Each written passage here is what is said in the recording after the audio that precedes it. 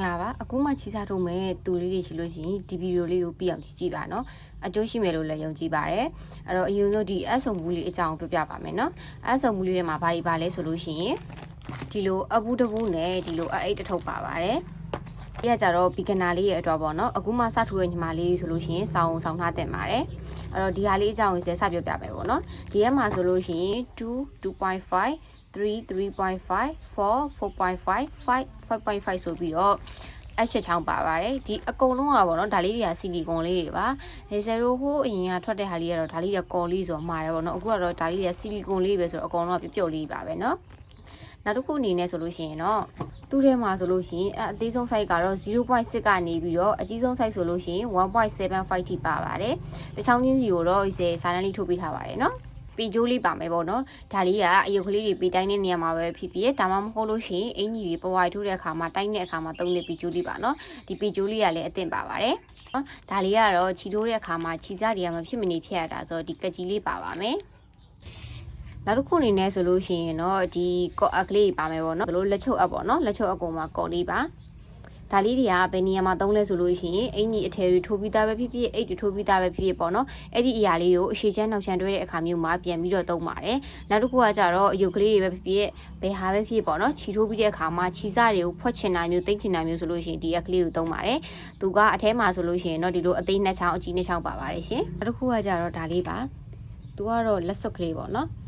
ဒီအပေါ်ကရွှေရောင်အနားကုတ်လေးတွေကအချုပ်တဲ့အခါမှာပေါ့နော်အဖင်ကနေပြီးတော့လက်ကိုမထိုးမိအောင်လို့ဒီအစွပ်ကလေးနဲ့ထိုးပြီးမှဖိချတာမျိုးပေါ့နော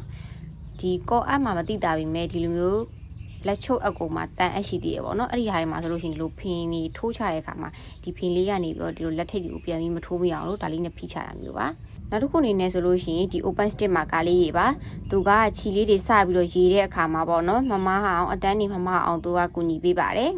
်နောက်တစ်ခုအနေနဲ့ကတော့ဒီ lot stick မှာကားလေးပေါ့နော်သူက lot ပါပါတယ် lot ပါတော့ပြန်ပြီးပြုတ်တာတော့ဘာလို့မရှိဘူးပေါ့နော်သူလည်းအရေးအတွက်နေနေဆိုလို့ရှိရင်တော့10ခုပါပါမယ်ဒီလိုလေးပေါ့နော် lot လေးခတ်ထားလို့ရပါတယ် lot လေးခတ်ထားရင်မှမပြုတ်တော့ဘူးပေါ့နော်ဒီနားလေးကနေပြီးတော့အဖြုတ်တက်လေးလုပ်ပါတယ်ရှင်ဒါလေးတွေလည်း10ခုပါပါတယ်သူကပို့ပြီးတော့ပေါ့နော်ဒီ open ထပ်စားလို့ရှိရင်သူကပို့ပြီးတော့ safe ဖြစ်တယ်ပေါ့နော်လုံးဝပြုတ်ထွက်မသွားဘူးဆိုတော့ဒါလေးက10ခုပါခုအနေနဲ့ဆိုလို့ရှိရင်တော့ဒါပေါ့နော်သူနှစ်ချောင်းထိုးမှာတုံးတာလေးပေါ့နော် site အနေနဲ့ဆိုလို့ရှိရင်တော့အသေးတစ်ခုအကြီးတစ်ခုပါပါမယ်ပြီးတော့သူကဆီလီကွန်ဆိုတော့ပြုတ်လေးပေါ့နော်ကင်လို့လည်းကောက်ပါတယ်သူကနှစ်ချောင်းထိုးအပ်တွေမှာဆိုလို့ရှိရင်ဘယ်လိုအသုံးမလဲဆိုတော့ဒီစိတ်ရှိမှာကြတော့စီကနှစ်ချောင်းထိုးမထိုးတော့အဲ့ဒါမရှိဘူးเนาะဒါပေမဲ့ဒါလေးနဲ့ဥပမာပြပေးပါမယ်နှစ်ချောင်းထိုးအပ်တွေမှာပေါ့နော်သူတို့ဒီပြုတ်မသွားအောင်လို့ဒီလိုအပ်တွေပေါ့နော်အပ်တွေမှာဒီလိုထိတ်ကလေးတွေအစွတ်စွတ်ထားတဲ့နေရာမှာသုံးပါတယ်ဒီပေါ့နော်နှစ်ချောင်းထိုးကဒီလိုထိုးတယ်ပေါ့ကွယ်ထိုးတဲ့နေရာမှာအဲ့လိုပြီးသွားလို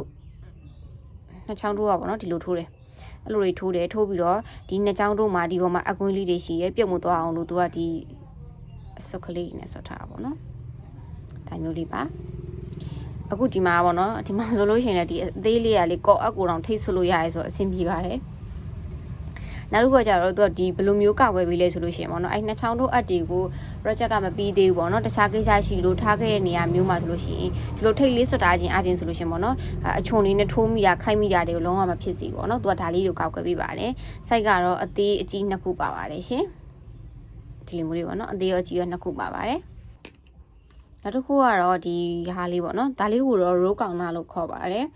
်သူ့ကိုကြတော့ဘယ်နှတန်းပြီးပြီလဲဆိုပြီးတော့သုံးပါတယ်ဥပမာအနေနဲ့ပြမလို့ဒီအဖြူဘိန်းလေးပေါ့နော်ဘိန်းလေးကိုလှည့်ပြီးတော့မှဒါဆိုလို့ရှိရင်3 4ပေါ့နော်5ဒါဆိုအတန်း50နဲ့မှဒီဘက်ကိုလှည့်မယ်ပေါ့နော်ဒါဆိုအတန်း50အတိဒါဆို59ရန်ရောက်ပြီးအဲ့လိုမျိုးဒီလိုအရှိနောက်ပေါ့နော်လှည့်လို့ရပါတယ်ဒါဆို50တန်းပေါ့နော်ဒါဆို52တန်းအဲ့လိုမျိုးအရေးအတွက်ပေါ့နော်ရေးတာပါနောက်တစ်ခုသူကအသုံးဝင်တာထပ်ရှိပါသေးတယ်အဲ့ဒါဘာလဲဆိုတော့ဒါလေးပေါ့နော်ဒါတော့အသီးလေးနဲ့ပြမှာရပါမယ်နှစ်ချောင်းတို့အပ်တွေပေါ့နော်ခုနကပြောသလိုပဲဒီမှာထိတ်အစွတ်ပေါ့နော်ထိတ်မှာစွတ်တလို့မျိုးဒါကတော့သူကအချွန်လုံးဝပေါ့နော်ဒီအချွန်နဲ့လုံးဝမထိမိအောင်သူကကာပေးရမျိုးဒါလေးကကြတော့လေနှစ်ချောင်းတို့အပ်မှာဒီလိုမျိုးစွတ်လို့ရပါပေါ့နော်ဒီမှာဒီအက်ကကြတော့နှစ်ချောင်းတို့အပ်နဲ့မတူတော့လေစွတ်လို့တော့မရအောင်သူကဒီလိုမျိုးစွတ်ကလေးနဲ့ထိတ်နေတာအဲ့ဒါဆိုလို့ရှိရင်ဒီဝမ်ဝိုင်ရှိတဲ့ခွင်းတွေကပြုတ်မထွက်တော့ဘူးပေါ့နော်သူကအဲ့လိုနေရာလေးမှာသုံးလို့ရပါတယ်ဒါလေးပေါ့နော်ဒါကကြတော့နှစ်ချောင်းတို့မှာယူပုံစံပေါ့နော်အဲ့လိုမျိုးဖော်တဲ့ဟာလေးတွေပါဒီကနှစ်ချောင်းတို့တော့မထိုးတော့ဒီဟာလေးကတော့တေချာတော့မရှင်းပြတော့ဘူးပေါ့နော် တော့ဒီမှာအနောက်မှာပုံစံလေးလည်းပါပါတယ်နှစ်ချောင်းလို့ထိုးတဲ့ခါမှာဒီပေါ့နော်ဒီလိုပုံလေးဖော်တဲ့ခါမှာဒီဟာလေးကိုသုံးတယ်ပေါ့နော်သူက site အနေနဲ့ဆိုလို့ရှိရင်လည်းအထဲမှာအသေးဆုံးလေးရဲ့အလက်ကလေးရဲ့အကြီးရဲ့သုံးခုထည့်ထားပေးပါတယ်နောက်ဆုံးတစ်ခုအနေနဲ့ဆိုလို့ရှိရင်တော့ဒါလေးပေါ့နော်ဒါလေးတွေကဘာလို့လာလဲဆိုတော့ချီထိုးတဲ့နေရာမှာသုံးတာတော့မဟုတ်ပါဘူးသူကဒီပေါ့နော်ဘူးလေးဒီဘူးလေးမှာဆိုလို့ရှိရင်ဒီမှာပေါ့နော်ဒီအထက်ကလေးတွေပါတယ်ဒီမှာကိုကလိုချင်တဲ့အကန့်ကိုကန့်လို့ရတယ်ပေါ့နော်ချီထိုးတဲ့အခါမှာဆယ်တို့လိုအပ်တဲ့တခြား accessory ပေါ့နော် key chain လေးတွေမျက်လုံးလေးတွေကိုလည်းဒီလိုအကန့်လေးတွေကန်ထားပြီးတော့အထဲမှာကိုလိုချင်တဲ့နေရာမှာထားလို့ရတာပေါ့နော်ပြီးတော့ဒီမှာဒီဟာကိုလည်းအတိုးအကျယ်ကိုလည်းကိုလိုချင်တယ်လို့လုပ်လို့ရတာပေါ့နော်ကိုကရှိလိုချင်ဒီလိုအရှိလိုက်ထားပြီးတော့အတ္တိထည့်တာလုပ်လို့ရတာမဟုတ်ဒီမှာပေါ့နော်ဒီလိုတကန်းစာပဲဆိုလို့ရှိရင်လည်းအရှင်ဆိုတော့သူကကိုကြိုက်တဲ့နေရာမှာထားလို့ရတယ်အဲ့လိုမှမဟုတ်ဘူးနောက်ဆုံးပေါ့နော်ကိုကပစ္စည်းတွေပဲထည့်ထားခြင်းနဲ့ဆိုလို့ရှိရင်လည်းအကန့်အပြည့်မှာလိုလေးလိုက်ကထားလို့ရပါတယ်ကိုလိုချင်တဲ့နေရာလေးပေါ့နော်ကိုထည့်ချင်တဲ့ပစ္စည်းလေးတွေကိုထည့်ထားလို့ရှိရင်တခုနဲ့တစ်ခုမှာရောမသွားအောင်သူကဒီလိုအကန့်ကတ်မိတာမျိုးလေးပေါ့နော်ဒီမှာလုံးဝကြမသွားပါဘူးဒီလိုနေရာလေးတွေမှာသုံးပါတယ်